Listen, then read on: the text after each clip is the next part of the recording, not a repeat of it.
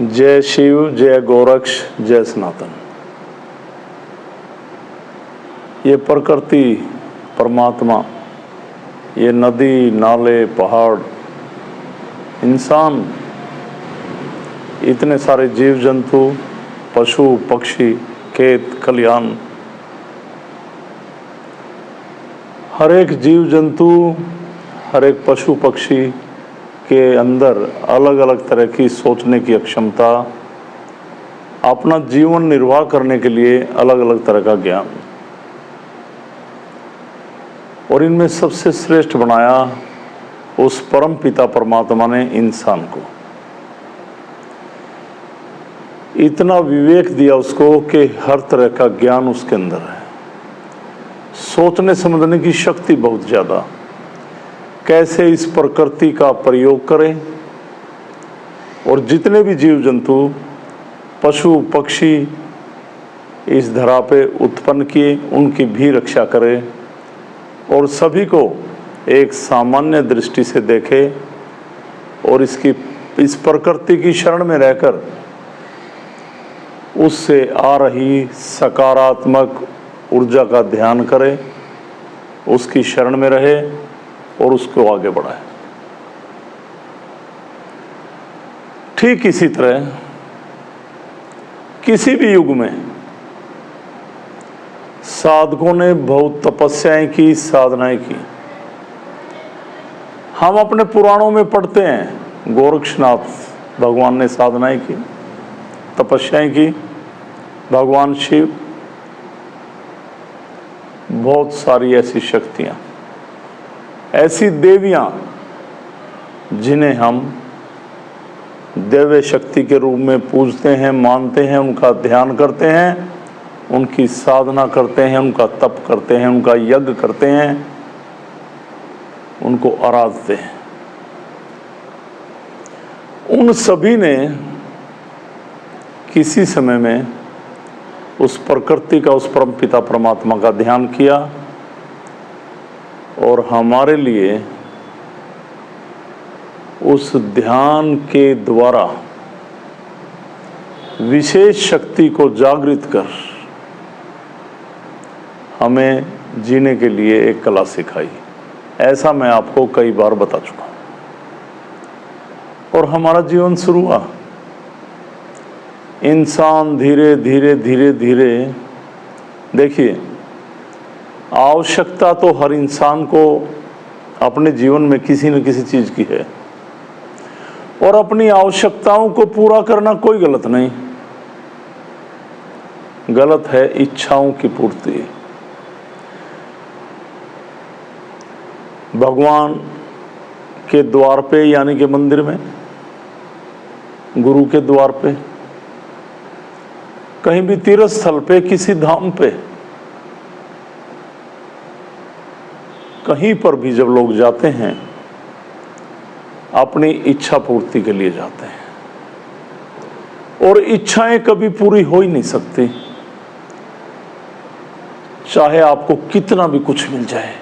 आपको जितना ज़्यादा मिलता जाएगा आपके अंदर उतनी इच्छाएं और भी जागृत होती चली जाएंगी और आप लोभ, लालचा और मोह के वशीभूत होकर उस परमात्मा से दूर होकर गलत तरह की क्रियाओं में आते चले जाएंगे।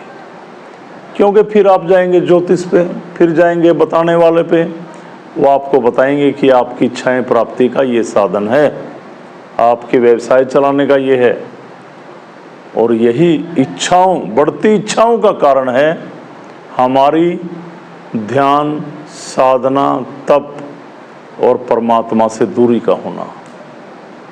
एक सही मार्ग से भटकना हमारी इच्छाओं का कारण है, हमारे जीवन में अत्यधिक दुख होना, परेशान होना, हमारी टेंशन, हमारी चिंता को बढ़ाना।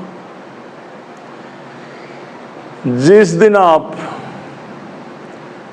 आवश्यकताओं और इच्छाओं के बीच का अंतर समझ जाएंगे,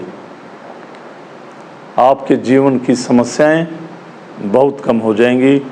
इस बात को गहराई से आत्मचिंतन करना, सोचना, उस प्रभु की शरण में ध्यान करते हुए अपनी आत्मा से बात करना, मैं आपको जो समझा रहा हूँ ये ठीक है या नहीं। हमारी आवश्यकताएं पूरी हो गई, हमारा जीवन चलने के लिए काफ़ी है। इन आवश्यकताओं में से भी कुछ बचाकर हम औरों के लिए भी कुछ कर सकें। इच्छाएं केवल अपने लिए होती हैं। आवश्यकताओं में से आदमी सेविंग कर सकता है, इच्छाओं को पाके आदमी लोभी हो सकता है, लोभ में डूबता चला जाएगा, लालची होता चला जाएगा। तो मैं तो आपको यही कहूँगा कि इच्छाओं को त्यागें और इच्छाएं करें, ध्यान की, साधना की, एक साधक बनने की, एक सत्य के मार्ग पर चलने की। आज के दिन लोग देखते हैं इस दुनिया में कितनी सारी परेशानियों में लोग जूझ रहे हैं। हमारी बहन बेटियों पे, हमारे वृद्ध लोगों पे, माँ बापों पे, जानवरों पे, पशुओं पे, जिसे हम सनातन में अपनी माँ मानते, गौ माता, कितनी बुरी तरह गलियों में, सड़कों पे बीमार है, भूखी घूम रही है। वैसे गौ को रोटी देने जाते हैं, गौशालाएं खुली हुई हैं। गौशालाओं का अर्थ क्या है कि कोई भी हमारी गौ माता रोड पे घूम रही है, भटक रही है, भूखी है, तो वहाँ की जो भी मैनेजमेंट है, कार्य प्रणाली वाले लोग हैं, जो भी हैं, प्रबंधन कमेटी है, वो वहाँ पे उन गौओं को ले जाए, उनकी सेवा करे। और मैं तो ये वीडियो सरकार देख रही है, एडमिनिस्ट्रेशन देख रहा है, तो मैं तो ये कहूँगा, गौशालाओं में मैंने जाके देखा बहुत सारी गायें बीमारी में परेशान, पैर पटक रही, तड़फ रही। तो जितने भी वेटरनरी हॉस्पिटल्स हैं ये बाहर खुले हुए, उनके लिए बिल्डिंग बनानी पड़ती है, जगह देखनी पड़ती है। तो पशु चिकित्सालय गौशाला में क्यों ना खोले जाएं, ताकि वेटरनरी से संबंधित जितने भी डॉक्टर्स हैं वो वहाँ पे दिन भर गौओं की सेवा कर सकें। ये मैं एक बात जो कह रहा हूँ, ये प्रशासन तक मेरी आवाज़ है, ऐसा हम देखते हैं। चलो फिर आ जाते हैं अध्यात्म की ओर। ये बीच में एक बात करते करते गौ माता के ऊपर ध्यान चला गया था। परमात्मा, हम मंदिरों में किस लिए जाते हैं? मंदिर है क्या? ये मैं आपको बार बार समझा चुका हूँ, क्योंकि मंदिर है क्या, हम मंदिरों में किस लिए जाते हैं? मंदिरों के अंदर हम जाते हैं अपनी इच्छाओं पूर्ति के लिए। वहाँ पर हम पहुँचते हैं कि हमारे कार्य सिद्धि हों, हमारी नौकरी लगे, हमारे घर में बेटे उत्पन्न हों, हम कोर्ट केस में विजय पाएं। देखिए, भगवान केवल मंदिर में नहीं बैठा, भगवान हर जगह है, उसका हर दिशा में वास है, कण कण में विराजमान है भगवान। इस बात को हमेशा ध्यान रखना। पर मेरा ये कहना है, गली में, मोहल्ले में, शहर में कहीं भी मंदिर बने हैं, ये हमारे धर्म को जिंदा रखने का एक जरिया है, एक साधन है। आप मंदिरों में भी जरूर जाएं, मंदिरों को साफ सुथरा रखें। कहीं पेंट खराब है, मैं बार बार हमारे स्थान पे लोग आते हैं उनको भी समझाता हूँ, भाई आप यहाँ पे जुड़े, ये एक सिद्धि स्थल है। जो परमात्मा के द्वारा हमें अलग की सिद्धि मिली, जन कल्याण के लिए, शरीर के रोगों के निवारण के लिए, एक ध्यान के द्वारा अपनी आत्म शक्ति को मजबूत करने के लिए, ये एक उसका केंद्र बिंदु है। ऐसा नहीं है कि भाई गुरुजी ने ये मंदिर बना रखा तो भगवान वहीं है। भगवान हर जगह, कण कण में, जर्रे जर्रे में विराजमान है। तो उन मंदिरों में जाके उनको मेंटेन रखें, शोभा बढ़ाएं, अच्छी प्रतिमाएं साफ सुथरा रखें, ताकि कोई भी लोग मंदिर में, शिवालय में, कहीं भी आए तो बैठकर उनको शांति मिले, साफ सुथरा वातावरण मिले, अच्छा इन्वायरमेंट मिले, उनको अच्छा लगेगा। पर मैंने देखा मंदिरों में जाएंगे लोग, चप्पल जूते भी इस ढंग से निकालेंगे, कोई वहाँ फेंक देगा, कोई वहाँ फेंक देगा, वहाँ पे हाथ धोएंगे, बाहर बुरी तरह से पानी गिरा देंगे, अंदर जाएंगे, शिवलिंग पे पता नहीं क्या क्या चढ़ा के वहाँ पे ऐसे मक्खियाँ उड़ती रहती हैं, मैंने शहद की मक्खी, वैसी मक्खियाँ, और ऐसे खट्टा खट्टा सा हुआ रहता है बिल्कुल सब कुछ। तो मंदिर हमारे धर्म, जो हमारा धर्म है सनातन, उस परंपरा को जिंदा रखने का, उसके प्रचार का एक माध्यम है। इसे बनाए रखें, इसे साफ सुथरा रखें और परमात्मा को अपने अंदर सजोए रखें। बात इस सिद्धि की, ये सिद्धि जन कल्याणक है, मुक्तिदाता है, मोक्षदाता है, दुख हरती है ये सिद्धि।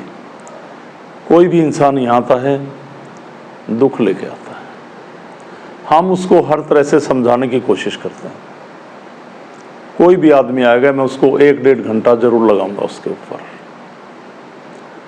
हम उस आदमी को इतना समझाते हैं कि अपने कष्टों का तो वो निवारण करे, और कोई दुखों का भी निवारण कर सकता है परमात्मा की इस सिद्धि के माध्यम से। पर ऐसा नहीं, अहम घमंड लोगों के अंदर इतना है, वो और किसी को ठीक होता देखना ही नहीं चाहते। जहां तक मैंने सोचा, समझा और देखा, कोई भी दुखी हो मरता रहे, अपने घमंड में चूर हैं लोग। मैं कहता हूं मरने के बाद सब यहीं पड़ा रह जाएगा, कोई नहीं देखने आएगा इसको। कर लो, किसी की कोई भी दुखी है उसका साथ, उसकी हिम्मत बढ़ाओ, हौसला बढ़ाओ, उसको जितना भी साथ देना चाहते हैं उसका दो, उसका हाथ पकड़ के सहारा दो, उसका सहारा बनो। समाज आपको क्या कहता है क्या नहीं कहता इस बात को छोड़ दो। समाज है क्या? आज के दिन समाज क्या है? किसी भी बिरादरी का समूह, ये उस बिरादरी का समूह, छूत अछूत, गरीब अमीर, इन बातों को लेके बटा है समाज। हिंदू मुस्लिम फलां, ये वो। आप एक बात को हमेशा सोचिए, ना हम गरीब हैं, ना हम अमीर हैं, ना अछूत हैं हम, ना स्वर्ण हैं, ना हम मुस्लिम हैं, ना हिंदू हैं, ना कुछ और हैं। हम इंसान हैं और हमारा धर्म है सनातन। ये समाज हैं, अपने समाज में रहिए, अपने समाज को नियमों का पालन भी कीजिए। पर कहीं भी दुख सुख की घड़ी आती है, कोई भी समस्या की घड़ी आती है, किसी इंसान में पारिवारिक समस्या, किसी रिलेशन की समस्या, आर्थिक समस्या, शारीरिक समस्या, बीमारियों ने बुरा हाल कर दिया, कैसी भी परेशानी आपको दिखे तो वहाँ पे समाज, धर्म, जात पात, ऊंच नीच की दीवारें तोड़कर आप उसका हाथ पकड़िए, उसकी मदद कीजिए, और जीवन भर भी आपको उसका साथ देना पड़े तो दीजिए। भले आपका घर के लोग विरोध करें, सामाजिक लोग विरोध करें, कोई भी लोग विरोध करें, आप उन्हें अवॉइड करें। तो सोच लेना, आपने परमात्मा की शरण में रहकर बहुत बड़ा काम किया। उसकी शरण में वो देख रहा है। लाखों भंडारे किए आपने, उनसे भी ज्यादा, करोड़ों जाप किए, उससे भी ज्यादा। क्योंकि ये इंसान, ये जीव जंतु, ये पशु पक्षी जो भी दुखी हो रहे थे, जिसकी आपने मदद की, जिसके साथ आप खड़े हुए, आपने उनकी आत्मा को प्रसन्न किया। जब वो बीमारियों से ग्रस्त थे, समाज से बहिष्कृत थे, परिवार से बहिष्कृत थे, दुखी थे, आपने तो दो लोगों की बात सुन ली और कह दिया ये इंसान बेकार है। किसी इंसान के अंदर अच्छाई बुराई ढूंढने के लिए बरसों लग जाते हैं। आप उसके नज़दीक जाकर धैर्यपूर्वक उसके जीवन को देखें, वो कैसे जी रहा, कैसे चल रहा, फिर उसकी आप मदद करें। अगर आपकी विल पावर यानी कि आत्मिक शक्ति मजबूत है, यानी कि उस परमात्मा की दी हुई कृपा आप में जागृत है, तो मैं ये कहता हूँ आप ऐसा जरूर करेंगे। अगर आपकी आत्मा क्षीण हो गई, आपके अंदर मन की उत्पत्ति हो गई, आपको केवल अपनी इच्छाओं से मतलब है, अपने जीवन से मतलब है, केवल जो आपने पैदा किया उससे मतलब है, केवल अपने आप को ही आगे बढ़ाने से मतलब है, तो आप ये काम नहीं करेंगे जो मैं कह रहा हूँ। हाँ, फिर दोबारा दोहरा रहा हूँ, अगर आपके अंदर परमात्मा की दी हुई कृपा, उसका प्रसाद जो एक आत्मा के रूप में आपके शरीर में विराजमान है और आपने उसको जागृत करके रखा है सत्कर्म करके, तो आप जन कल्याण की ओर जरूर बढ़ेंगे और परमात्मा के द्वार पे आपकी हाजिरी जरूर लगेगी और आपकी विल पावर कभी भी कमज़ोर नहीं होगी। बात धर्म और कर्म की, धर्म और कर्म एक दूसरे के पहलू हैं, एक दूसरे के पूरक हैं। हम धर्म करते हैं तो भी हमें हमारे कर्म मजबूत होते हैं। हम जब धर्म करेंगे तो हम सत्कर्म करने की ओर भी बढ़ेंगे। धर्म जो दूसरों के लिए हम करते हैं,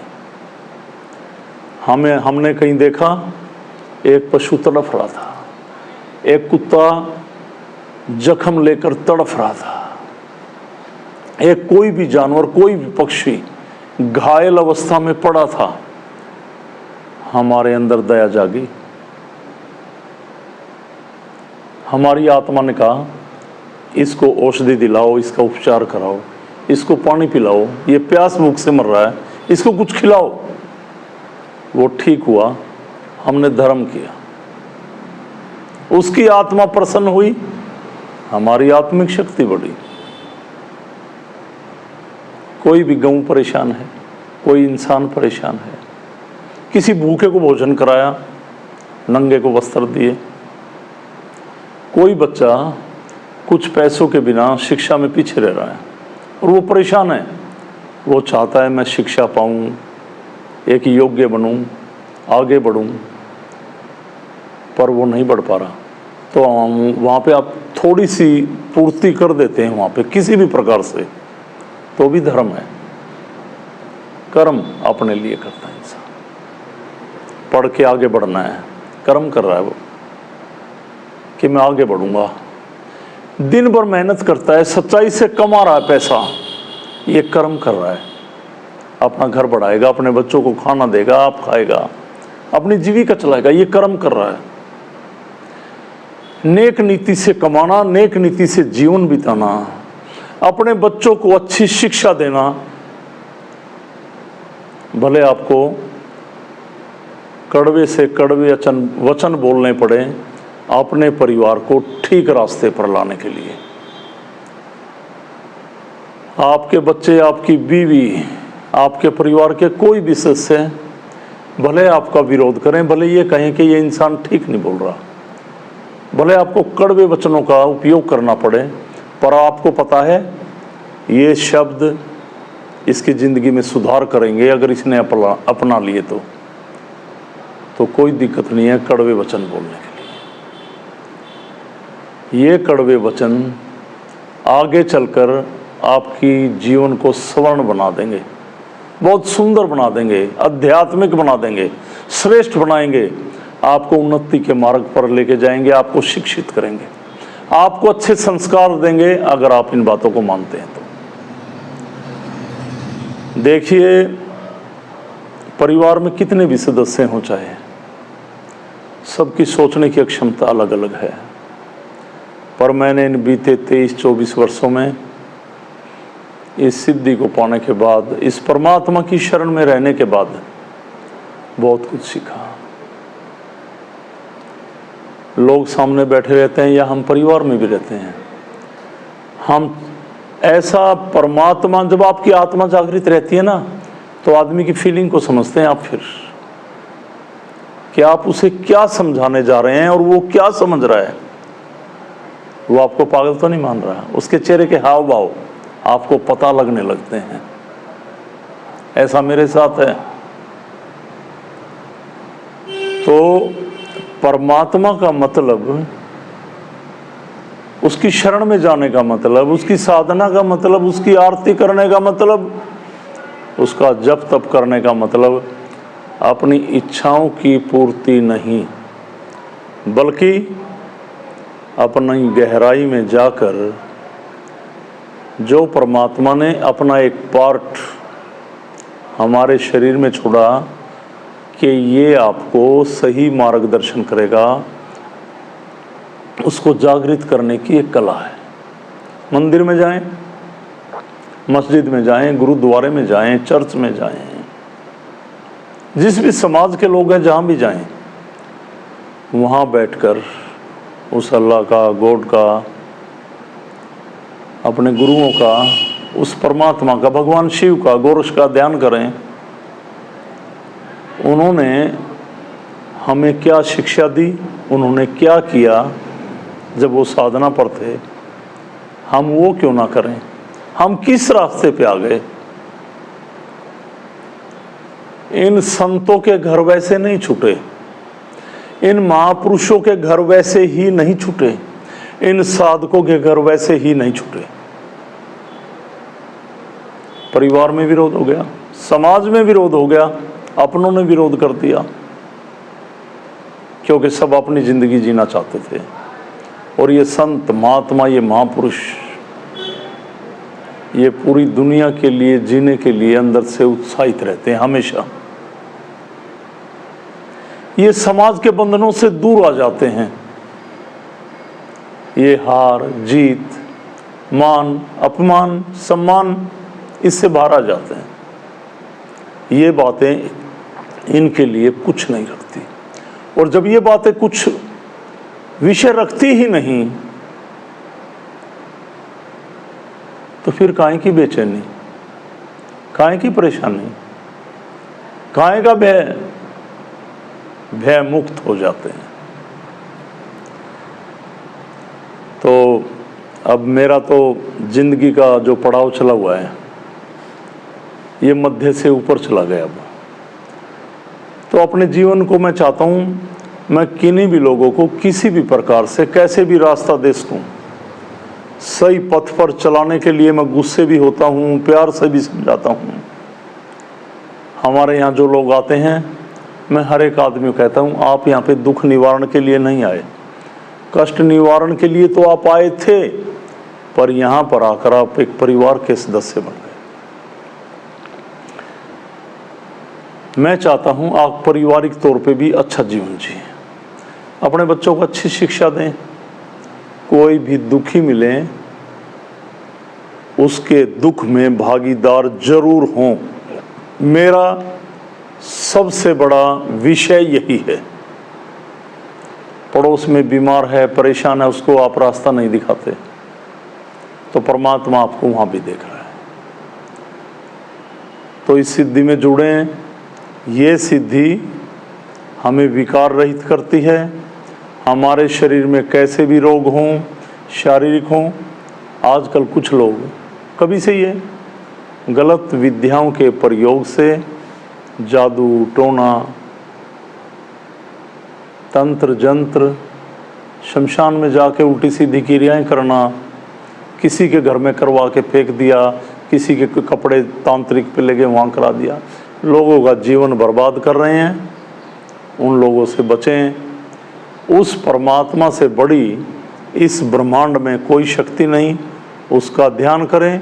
ये सिद्धि, जब आप शक्ति का आह्वान करते हैं सीधा परमात्मा से आपका मिलान कराती है। और 95% लोग जब ध्यान करते हैं अपनी बॉडी के अंदर, अपने शरीर के अंदर एक ऊर्जा महसूस करते हैं, एक वाइब्रेशन फील करते हैं, महसूस करते हैं कि हमारे शरीर से बाहर खींच के हमारे रोग उसकी शरण में जा रहे हैं। जिन लोगों में भटकती आत्माएं बोलती हैं वो शरीर से निकलकर मुक्त होती हैं और हमें जीने के लिए एक नया जीवन मिलता है इस सिद्धि के माध्यम से उस परमात्मा की शरण में। तो डिस्क्रिप्शन में साधकों के नंबर हैं, हमसे भी आप सीधा बात कर सकते हैं। और अभी अगले ही महीने 28 अक्टूबर को शनिवार के दिन पूर्णिमा है,